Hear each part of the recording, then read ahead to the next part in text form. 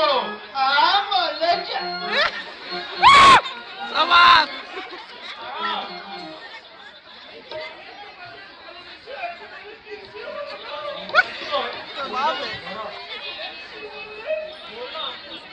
কতদিন আমার কাছে আসোনি।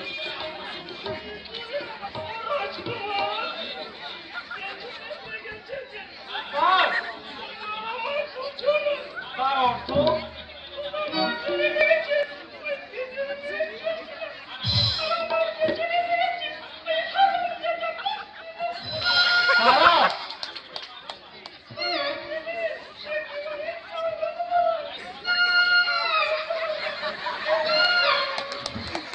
তাই নাকি? এই মরেছি, ছেড়ে দাও তারা। আমি তোমাকে ভালোবাসি না, আমি ভালোবাসি ওই জ্যোৎস্নাকে। আমি তার কাছেই যাব। এসো এসো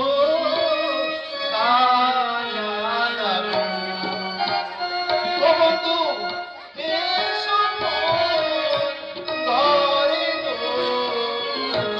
এসো এসো সাজানা। ও বন্ধু, এসো ঘরে গো, এসো এসো সাজানা।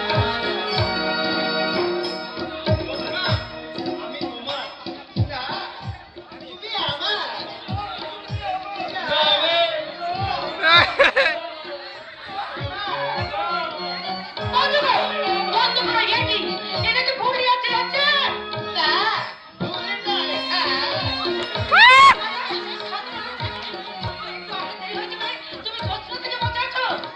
তাছাড়া কোনো উপায় ছিল না রে শিউলি।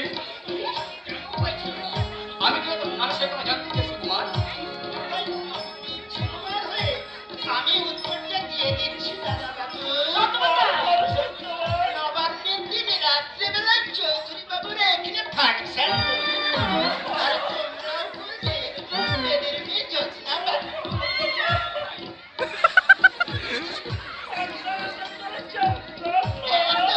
তাই সেই লড়াই জিততে হলে আমাদের সব ভালো মতো তৈরি থাকতে হবে।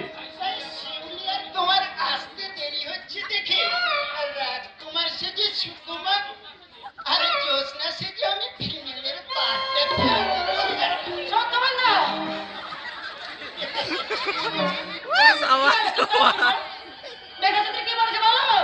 দেখা যদি বলেছে কি বলেছে সেটা কি আমাদের যাত্রাই করতে দেবে না।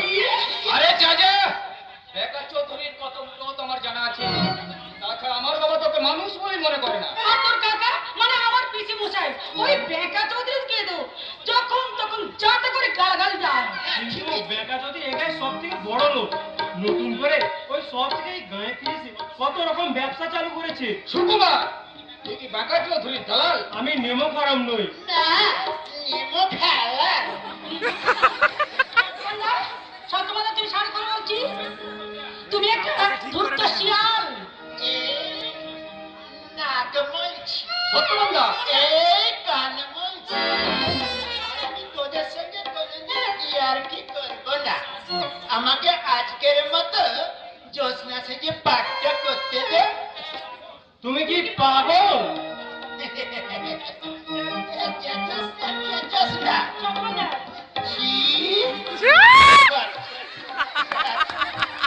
সমাজ সমাজ আরে চিরকালই আমি গায়ের যাত্রা বেলায় ফিমেল সেজেছি আর তোরা যেই আমার পোশাকটা খুলতে বললি না সেই বলি আমার বুকের লক্ষ্য তোরা বিশ্বাস কর আমি দুর্গা পূজার সময় শ্বশুর বাড়ি থেকে দাইমা বেলায় আমি রূপবার বেলায় দাইমা শিখেছিলাম আর এমনি করে গিয়েছিলাম দাইমা দাইমা গো কিসের লেখা কিসের পড়া গো ও দাইমা কিছু বলো দাইমা দাইমা কিসের লেখা কিসের পড়া গো দাইমা কিছু বলো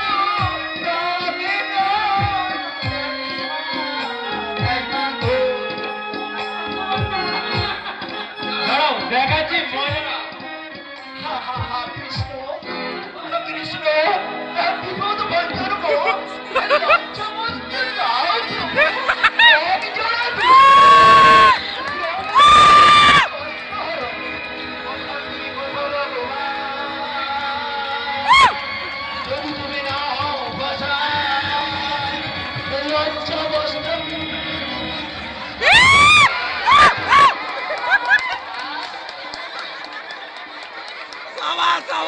বাচ্চা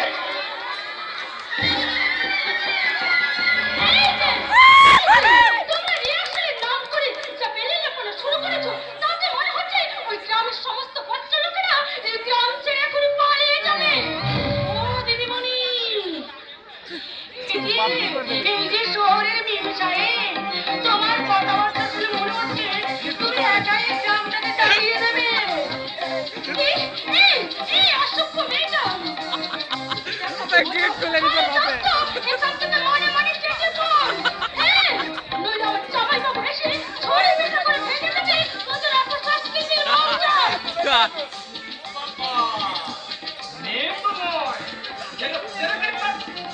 ও, তোমার নাম তাহলে কাল?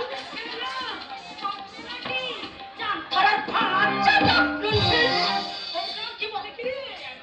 কি?